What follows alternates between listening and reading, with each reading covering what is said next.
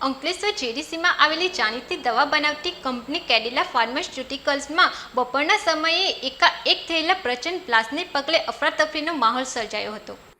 આ દુર્ઘટનામાં કંપનીના MPP2 પ્લાન્ટમાં ત્યારે બની જ્યારે ત્યાં સોડિયમ કાર્બોનેટ લોડ કરવાની કામગીરી ચાલી રહી હતી।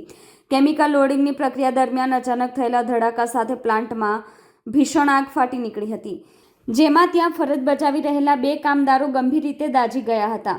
ઈજાગ્રસ્તોમાં ગડખોલની સોનમ સોસાયટીમાં રહેતા દલોલ પ્રસાદ પ્રકાશજી અને અંદાડાના રહેવાસી ભાઈલાલ પરમારનો સમાવેશ થાય છે। બ્લાસ્ટ એટલો તીવ્ર હતો કે આસપાસના વિસ્તારમાં પણ તેના અવાજથી ફાળ પડી હતી। કંપનીના કર્મચારીઓ જીવ બચાવવા માટે સુરક્ષિત સ્થળે દોડી ગયા હતા। ઘટનાની જાણ થતાં જ કંપનીના સેફ્ટી ઓફિસર્સ અને સ્થાનિક ફાયર બ્રિગેડની ટીમ તાત્કાલિક સ્થળ પર પહોંચી ગઈ હતી।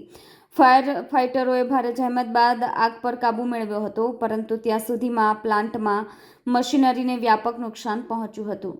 ગંભીર રીતે દાઝેલા બંને શ્રમિકોને લોહીલુહાણ હાલતમાં પ્રથમ ભરૂચની ખાનગી હોસ્પિટલમાં ખસેડવામાં આવ્યા હતા, પરંતુ તેમની શારીરિક સ્થિતિ અત્યંત નાજુક જણાતા અને શરીરનો મોટો ભાગ દાઝી ગયો હોવાથી તબીબોની સલાહ મુજબ તેમને તાત્કાલિક વધુ સારવાર અર્થે વડોદરાની સ્પેશિયાલિસ્ટ હોસ્પિટલમાં રેફર કરવામાં આવ્યા છે। હાલમાં બંને કામદારો જીવન મરણ વચ્ચે ઝોલા ખાઈ રહ્યા હોવાનું જાણવા મળ્યું છે। દુર્ઘટના સમાચાર મળતા જ ઇન્ડસ્ટ્રીયલ સેફ્ટી એન્ડ હેલ્થ વિભાગના અધિકારીઓ પણ દોડી આવ્યા હતા। આ તપાસનો ધમધમાટ શરૂ કર્યો છે।